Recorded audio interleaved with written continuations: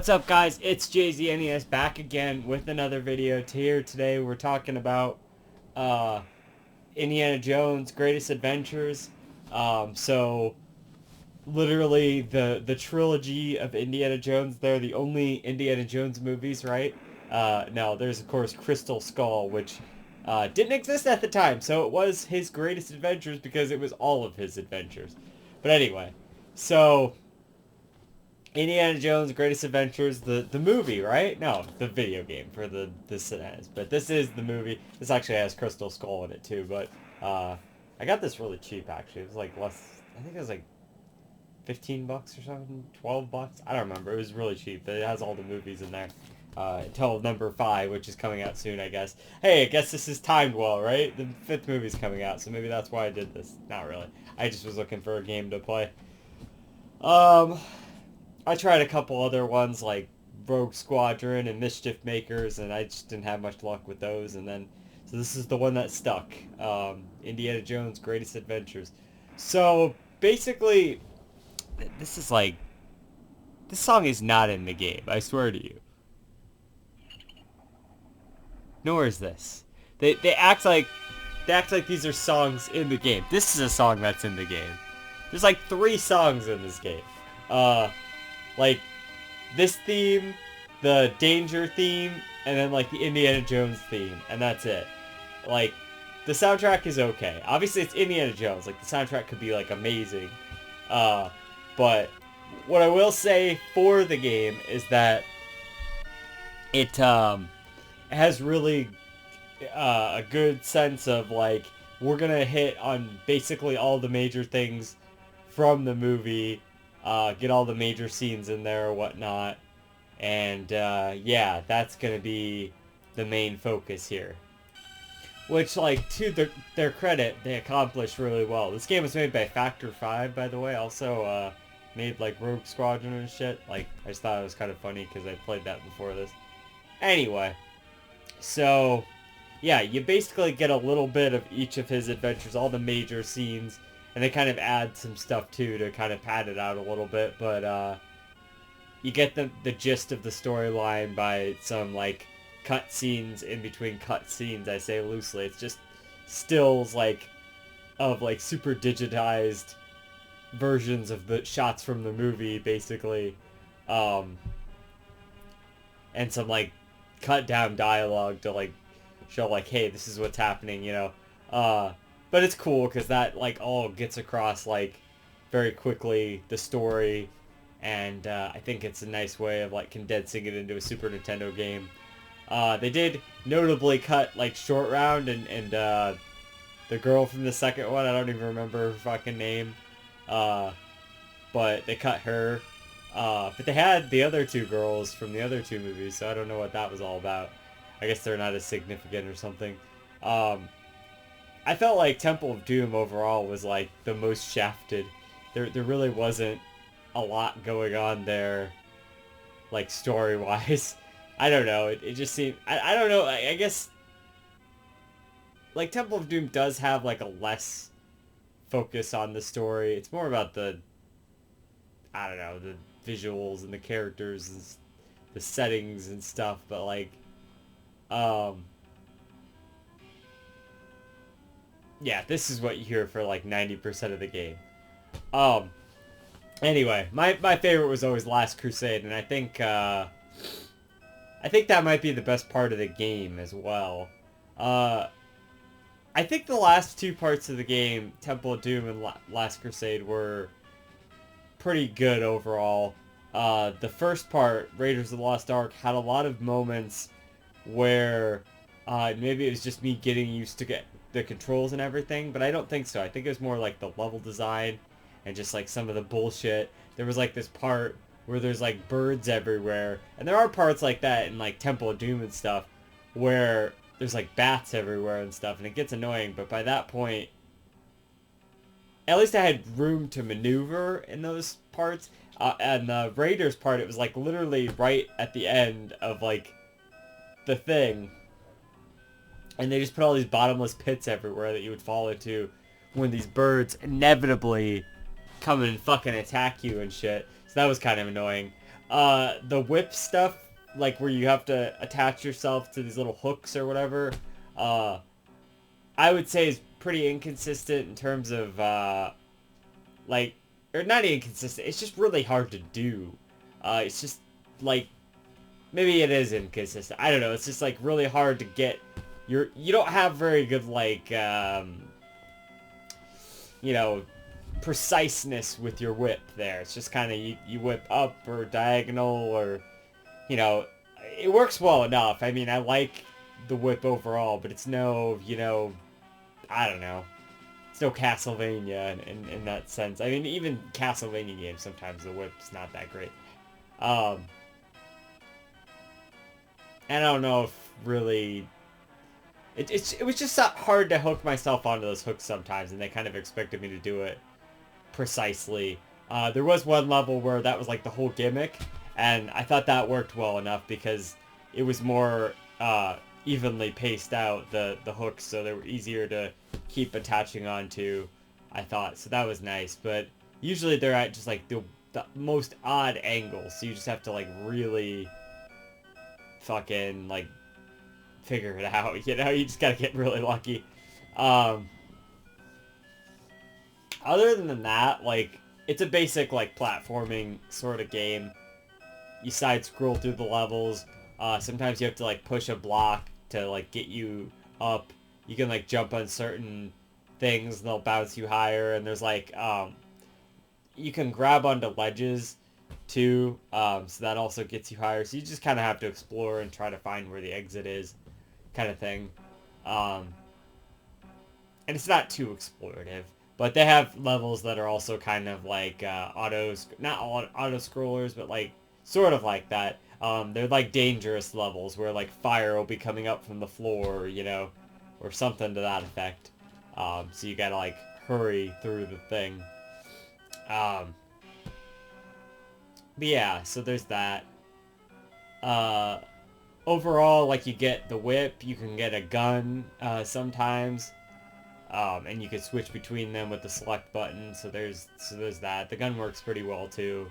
The enemies are kind of assholes, and some of the like trap placement or whatever, especially like on the last part in the last crusade there, in that last temple, like before you get to the skeleton boss, like that was such bullshit stuff half the time. And, of course, I used a bunch of save states and whatnot to kind of get through, and I think that makes this game a lot more enjoyable. To be fair, they give you a lot of extra lives, and there's, like, these little orbs that you get everywhere, and 100 of them give you an extra life. So, like, I don't really see it being a problem, but I don't really know where the checkpoints would be if there were checkpoints, or if you had to do the whole level again. I assume there's checkpoints. So, yeah. But the levels are, like, short enough. If you had to redo the whole thing, it's usually wouldn't have been a big deal, I think. So maybe that is how it works. I don't know. Yeah. But, like, they have boss fights and stuff. They're pretty good. You just kind of dodge, like, what's coming at you. Like, there's the one with the arc where, like, all these ghost spirits are coming at you and shit. And you have to just, like, keep whipping the guy that's there. And then the Temple of Doom one is you're on this bridge, and he keeps throwing these fireball things, which are knocking out the bridge. So you have to like strategically get him to throw the fireballs at certain spots to kind of like, so you still have a spot to go in and whip him from and stuff. There's grenades in the game too, by the way. So it's like if you only ever get like a couple, three, four of those like in a section or whatever. But when you throw them, they're basically like screen nukes, and they'll kill all the enemies around you, so that's really helpful. See, we're back to this again. What did I tell you? There's only like 3 tracks in this game. To be fair, they actually, like, you know, are using the music from the movies, and so that's pretty cool. Like, they even, like, credit, like, John Williams and George Lucas and Steven Spielberg at the end, so that's kind of cool. And Harrison Ford, they credit at the end. I guess because they had to use his likeness for, like, the cutscenes and stuff. It's a little bit of voice work. It sounds pretty good for the time, you know. Just, like, little tiny bits of Indiana Jones stuff. Yeah. So, I mean, you know, you feel like Indiana Jones for the most part, and that's pretty cool. For a Super Nintendo game, it's actually really impressive. But, like, you know, if you're an Indiana Jones fan, you'll like it, I think. You know, otherwise, I don't know, you might get some enjoyment out of it. You know, like, it's still a pretty good game, I would say, overall. It's not that long. It's only going to take you a few hours, probably, to beat. Um, but you spend a nice little amount of time in each section of the, like, each movie, basically. So that's cool. It's actually, like, you could probably beat it in the amount of time it would take you to, like, watch the movies. Probably less time than it would take you to watch the movies. There's, like, a cool couple of scenes. There's, like, one where you're doing, like, a minecart thing, you know. You have to, like, shoot the enemies in front of you and, like, shoot switches to, like, get you to go on the right path and stuff. There's, like, a plane section where you're, like, it's, like, mode 7 or whatever, and you have to, like, kind of dodge the other planes' attacks while you're shooting them and stuff. That worked out pretty well. It was a little annoying because as soon as if you're like in their fire at all, you like die and that's it. So I could see that being annoying if you were on limited lives and etc. etc. But they do give you passwords and like really short 4-character passwords in between every level.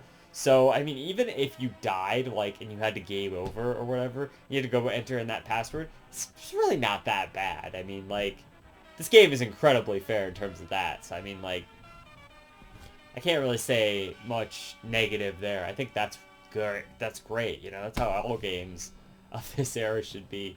Or just give you a save system, but this is fine. You know, it's a short password. So that's nice. Yeah, I mean, I don't have a lot to say overall. I think the gameplay works out pretty good. Outside of, like I said, like hooking onto those things a few times. Like knowing where to go sometimes. A couple of levels were kind of cryptic in terms of like, not cryptic, but like, it just wasn't always obvious where I needed to go.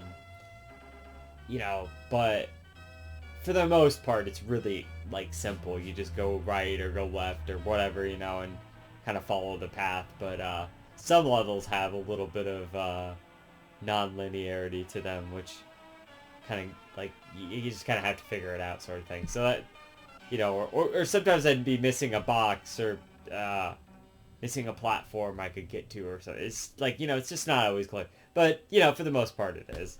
So they did a good job capturing the story. The music was fine. I just wish there was a little more variety. Let's see, here we are back to this song again. These are the two. There's only 2 songs. How are they getting this many variations on these? There's not even. These aren't even variations. They're the same thing. All right, so the music could use some work. Graphically, it looks great. I don't know if I mentioned that. It looks like really well done. Like, you know, the areas represent themselves well, and it's colorful and vibrant, and the temples all look cool and stuff. So yeah, like, it really represents the Indiana Jones property well, and I think that's cool. I mean, I love Indiana Jones, the first 3 anyway. Like I said, Last Crusade is like a great movie. I like Raiders of the Lost Ark too. You know, Temple of Doom's pretty good. But like, for sure, like, it's great. I remember watching Indiana Jones. My dad introduced me to him, and he's just like, "Let's sit down and watch these." And I'm like, "Okay, I don't know about this Indiana Jones thing," and you know, like, I'd